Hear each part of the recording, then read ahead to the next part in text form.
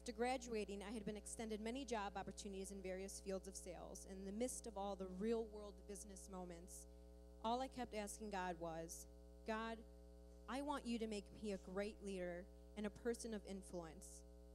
I was picturing myself becoming VP or at least a member in the circles of leadership. Just like James and John, I wanted exaltation and honor. As I successfully completed the sales training class, receiving a recognition award, my prestige and influence as a hard worker over the people started to get to me. I wanted to be great. My heart in serving and loving others became a heart of competitiveness, and my time for prayers became a time to prospect for the next day of work. I felt so far from God, and I knew it. I didn't understand why I was here anymore, but I still stayed, fearing failure. After a couple of months, every sales call became a crying moment as I was managing my own geographic territory, and after trying to prove and please people around me, I lost my balance. I was running into sales objections from family-owned businesses like, because of my God, my family-owned business is where I am and where I am right now. Financially, I do not want to invest in your publication services. There was no way I could fight that. Every sales call I had to be persistent with my sales script, even if they had already told me they were not interested. My heart could not take the fact that I was forcing people into doing something and creating incentives for them to buy.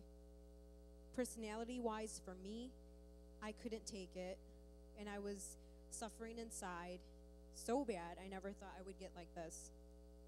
I had asked God over and over again to give me clarity, but the entire time He was. I finally decided to resign. However, when I told my manager, who loved talking about God with me, she finally said, I will never be your manager. I am a friend, and remember that. And it's okay if you realize that this job is not for you. That doesn't mean that you're incapable of doing it. Most importantly, you're following your heart and the Raquel that you want back. So she extended an offer to work inside the company to see if that was a perfect fit. As unhappy as I already was and lost, I worried financially and accepted. So then 2 weeks go by and still unhappy and lost. I was in desperate need for guidance. Thankfully, with my community and church, my family, prayer, and my friends, I decided to take a huge risk. I asked myself, do I stay to pay my bills and continue to feel empty and numb? Or do I leave and find my relationship with God? And I left. Referring back to the book of Mark, the question Jesus asks, are you willing to drink everything that God brings in your life? The good things and the bad and the things of celebration and the joy and the times of suffering, struggle, trial, and difficulty. In my personal situation, I was overly ambitious for leadership, money, status, and authority, but in a way where I went astray from God, and I thought I could do it in my way and in my time. I desperately wanted him back in my life, and I don't know what went wrong, but I know I was no one without him. The question for me was, am I willing to be totally obedient and submissive to God the Father no matter what He brings me? I really had to examine my own heart, and it wasn't easy. I left this well-paid job to find myself again.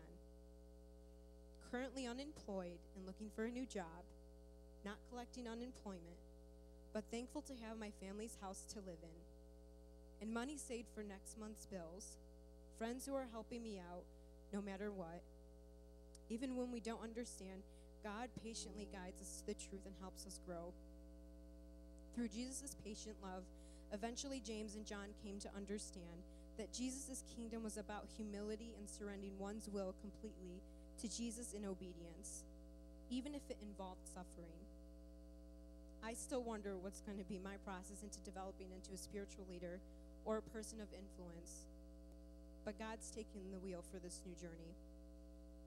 Most importantly, God keeps loving and guiding me even when I don't totally get it, and that no matter what, nothing will stop Him, and no matter what, even when I don't understand, He patiently guides me to the truth and helps me grow.